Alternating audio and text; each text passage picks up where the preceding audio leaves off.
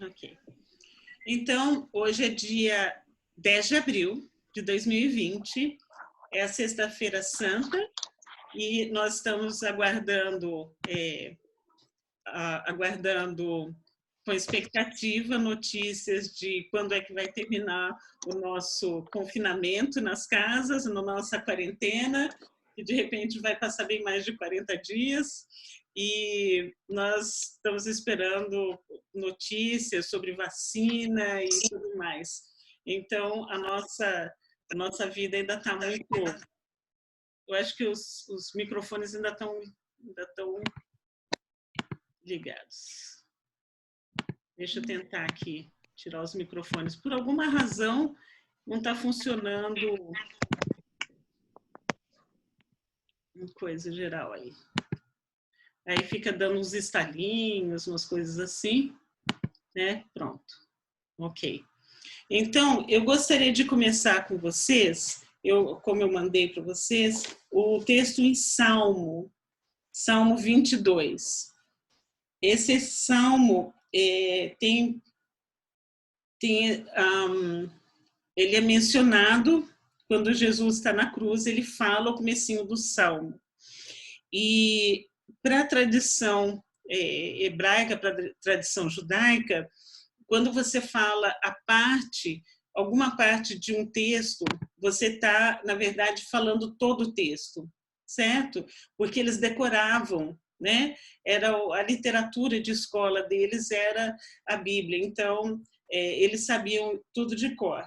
Tá? Eu vou começar a ler o Salmo e vamos ver se vocês já vão reconhecer o que vai acontecer com Jesus na cruz, porque é um salmo profético da cruz, tá bom? Então vamos começar a ler. Salmo 22, versículo 1. Meu Deus, por que me abandonaste? Por que estás tão longe de salvar-me, tão longe dos meus gritos de angústia? Meu Deus, eu clamo de dia, mas não respondes, de noite, e não recebo alívio. Tu, porém, és o santo, és rei, és o louvor de Israel. Em ti os nossos antepassados puseram a sua confiança.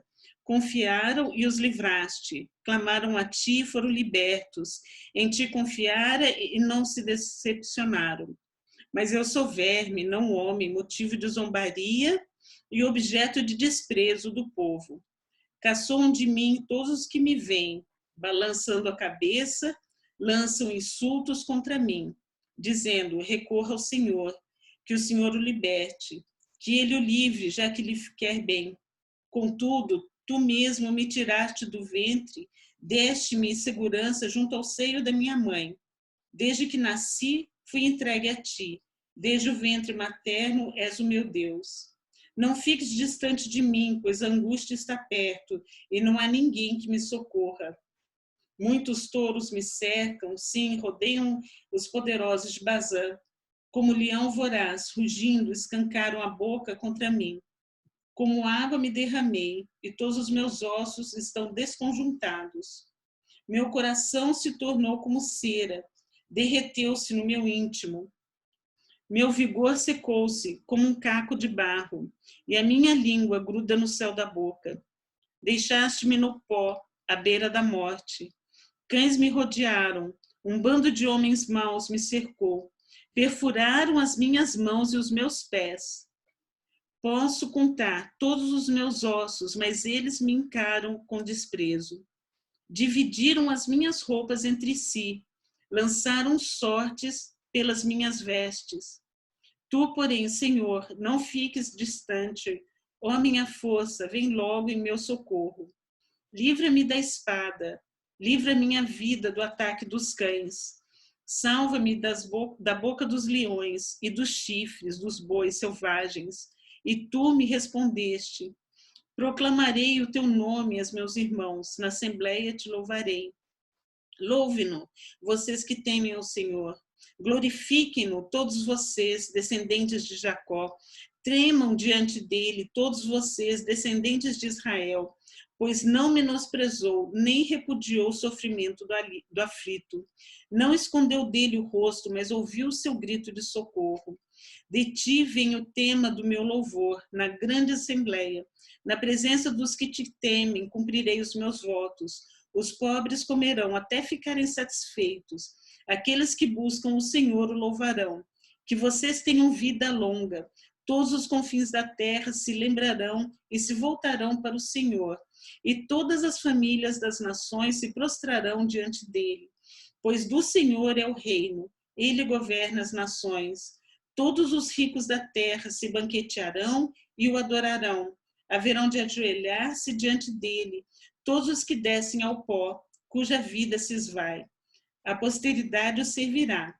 Gerações futuras ouvirão falar do Senhor, e a um povo que ainda não nasceu proclamarão seus feitos de justiça, pois ele agiu poderosamente.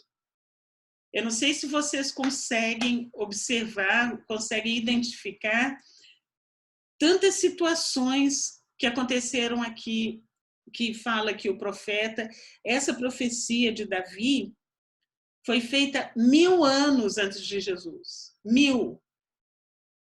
É impressionante como que uma profecia tão antiga, um texto que eles falavam na sinagoga, de tempo em tempo eles liam esse texto e acontece tudo com Cristo. Quando Jesus fala, Senhor, Senhor, por que me desamparaste? Quando ele fala isso na cruz, para os judeus aquilo era, assim, era muito significativo, porque eles conheciam aquela palavra. Tá? Então, além dele falar isso logo no começo, você vê a descrição deles zombando, deles terem desprezado, tá? De cercarem, ficarem em volta dele, né? Como leões, como touros, né? Depois, ele com a boca seca, ao ponto da língua grudar no céu da boca, de tão seca. Depois ele fala, pegaram as roupas e cortaram, repartiram entre eles, lançaram sorte. Tudo isso acontece lá na cruz. Tá? Então, vamos começar conferindo essa profecia. E vamos ver ali em Mateus 27, depois que Jesus é julgado por Pilatos, tá? No finalzinho, 27, no 26, está falando assim: então Pilatos soltou-lhes Barrabás, mandou açoitar Jesus e o entregou para ser crucificado. Então os soldados do governador levaram Jesus ao pretório e reuniram toda a tropa ao seu redor. Tiraram-lhe as vestes, puseram nele um manto vermelho, fizeram uma coroa de espinhos, colocaram em sua cabeça, puseram uma vara em sua mão direita e, ajoelhando-se diante dele, zombavam: salve, rei dos judeus! Cuspiram nele, tirando-lhe a vara, batiam-lhe com ela na cabeça. Depois de terem zombado dele, tiraram-lhe o manto, vestiram suas roupas, as próprias roupas, e o levaram para crucificar. Ao saírem, encontraram um homem de Cirene, chamado Simão, o forçaram a carregar a cruz. Chegaram a um lugar chamado Gólgota, que quer dizer lugar da caveira, e lhe deram para beber vinho misturado com fel. Era um tipo de um anestesiante. Mas ele, depois de prová-lo, recusou-se a beber. Depois de crucificarem, dividiram as roupas dele, tirando sorte.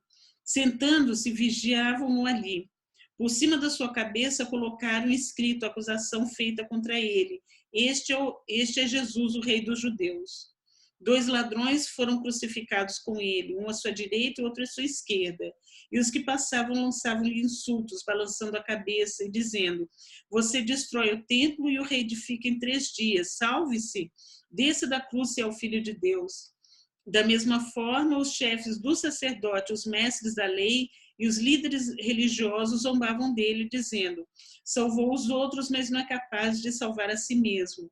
E é o rei de Israel. Desça agora da cruz e creremos nele. ele confiou em Deus, que Deus o salve agora. Se dele tem compaixão, pois disse, sou filho de Deus. Igualmente, insultavam os ladrões que haviam sido crucificados com ele.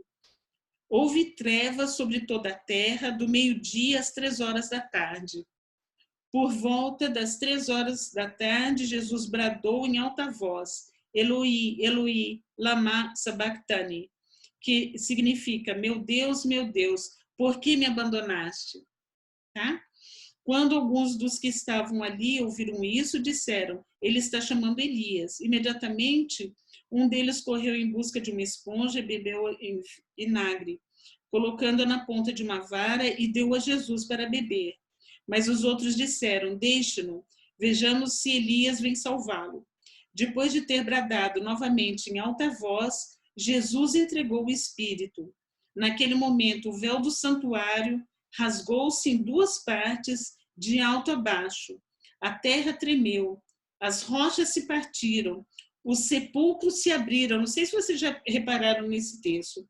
Os sepulcros se abriram e os corpos de muitos santos que tinham morrido foram ressuscitados.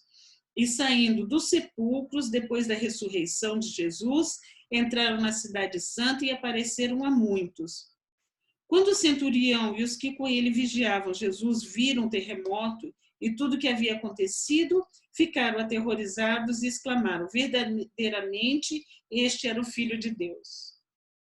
Então, o que acontece nessa crucificação, os romanos conseguem reconhecer que é tão extraordinário que só pode ser uma coisa fora do normal. Eles crucificavam centenas de pessoas por dia. Era comum, eles eram profissionais de crucificar pessoas, né? Então, na hora que eles fazem esse processo, eles vão vendo que as coisas não estão batendo, tem coisa que não está combinando. Tá? E a gente vai ver que vão sendo completos cada detalhe daquele Salmo 22. Tá? E no final aqui, quando ele fala, ele está falando Eloi, Eloi, lama sabachthani, ele está falando na língua em que os judeus vão estar entendendo. Certo? Ele está falando em aramaico aqui, né? Que era a língua com que eles recitavam os salmos. Então, para eles, bateu lá no fundo, né?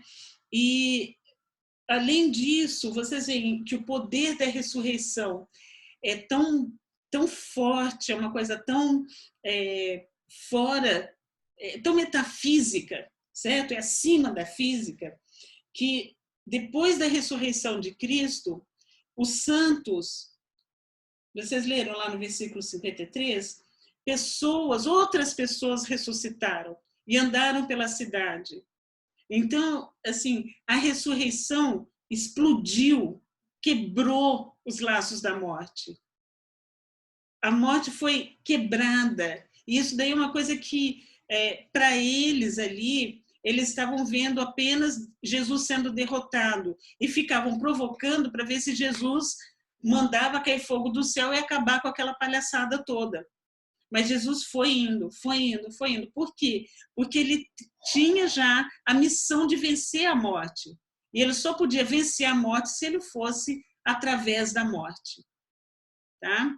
Então, a gente vai continuar, eu vou ter que transferir aqui a gravação, mas a gente vai continuar lendo agora em Lucas e Marcos, né, e Lucas e João, tá bom? Só um minutinho.